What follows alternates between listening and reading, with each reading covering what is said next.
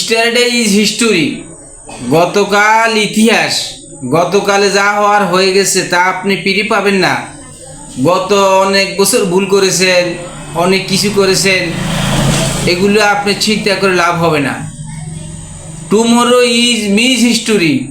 আগামীকাল ইতিহাস নয়, হইতেও পারে না হইতেও পারে। আগামীকালকের কোনো গ্যারান্টি নেই, আপনি কি বাঁচবেন না মরবেন তাও গ্যারান্টি নেই।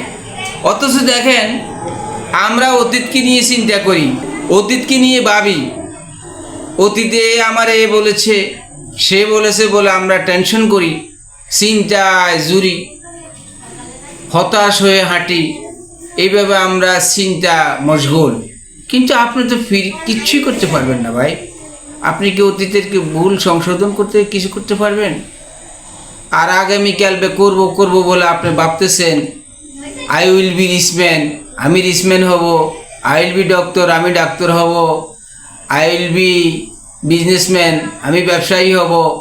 এই যে আপনাদের আমাদের আশা, এই আশা কোনো লাভ নেই। আপনি হইতেও পারেন, নাও হইতে পারেন। তাই আগামীকালকের আশা করবেন না, আর অতীতকে নিয়ে টেনশন করবেন না। আজকের দিনে কি করা যায়, আজকের দিনকে প্রপার ইউজ করতে হবে। প্রপার ইউজ হলো আমাদের কাজ। আজকে আমরা অনেক কাজ করতে পারি, কিন্তু আমরা করি না।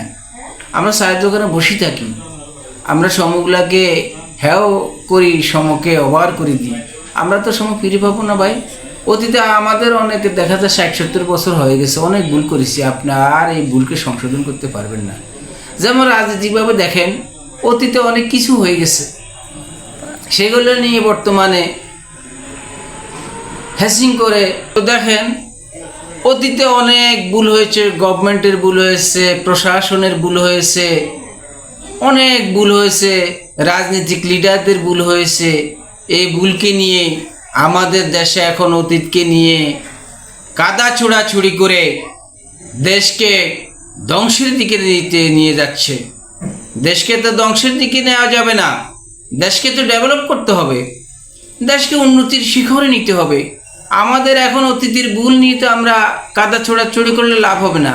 বর্তমানে আমরা কি করতে পারি, আমাদের সকলের বর্তমানকে নিয়ে ভাবতে হবে, বর্তমানে ঐক্যবদ্ধ হয়ে কাজ করতে হবে।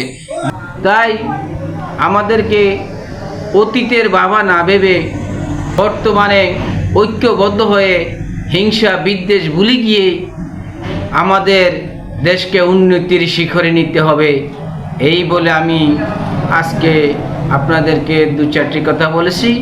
যদি ভুলভ্রান্তি মনে করেন, ক্ষমা দৃষ্টিতে দেখবেন। আমাদেরকে সচেতন হওয়ার জন্য বলেছি, অন্য কিছু নয়। এখানে আমার অন্য কিছু নেই, শুধু সচেতন হওয়ার জন্য বলেছি।